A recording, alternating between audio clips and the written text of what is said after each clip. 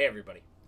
Today I want to talk about something that I've seen a lot this year, last year, a little bit before that. I think it's something we're all seeing a lot more. And that is we're mourning what wasn't instead of celebrating what was. And I think some of that is we've had a lot of things taken away from us in the last couple years. There's a lot of things that we wanted to do that all of a sudden we couldn't do. There's a lot of things that we had great plans for, and then those didn't happen.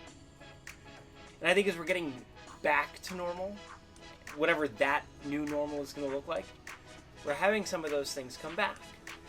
We're having programs that we couldn't have the past 2 years, concerts, performances, events, whatever those things are, and they're not the way we remember them.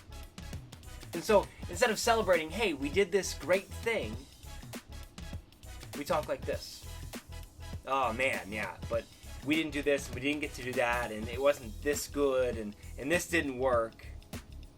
And we focus on what we didn't have and what didn't happen instead of celebrating what did happen, what was there, who was successful, what worked.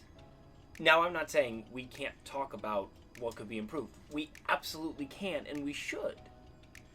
But there's a time for that, and there's a place for that.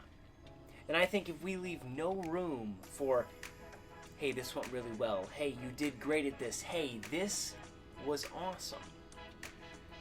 If we don't leave space for that, and instead we let those other things come in and crowd it out, we let those negative comments, those negative voices, those criticisms come in and just crush the life out of the joy that we should be having, everything gets 20% harder. Everything all of a sudden looks like a failure, looks like a disappointment. And it doesn't need to be that way. We can instead talk about the things that went right and give people the credit they deserve for making those things happen and building people up. Because I think we all need a little more of that now.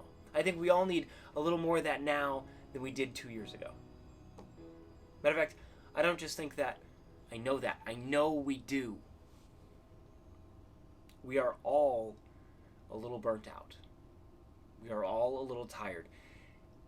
And when we don't give ourselves the time and the space and the room to look at what worked, to look at the great things we are doing or that we did, we kind of add fuel to that burnout fire. And that's something we don't need to do. Life right now is hard enough without us doing that. The way I look at it is this. There will always be somebody who will point out what didn't work. There will always be somebody who says you could have done that better. There will always be somebody who shows you the ways you messed up. That person will always be around. So my question simply is this. Why does that person need to be you? And the short, simple answer to that question is it doesn't. That person doesn't need to be you. There will always be a person like that out there. You don't need to take that role. That doesn't need to be your job. Build the people around you up. Build yourself up. Build your team up. Build your coworkers up. Build your students up. Build their parents up. Build people up, because there will always be somebody there trying to tear it down. So put simply, don't mourn what wasn't. Celebrate what was. Celebrate what is. There will always be room for more of that. And we should make even more room for more of that. As you go about your week, try and do that.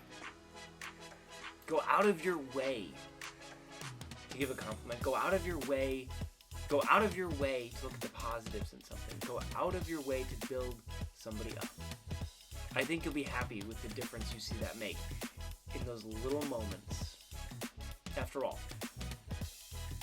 who would you rather spend your time with? Somebody who complains about what didn't happen, or somebody who rejoices in what did. Have a good week.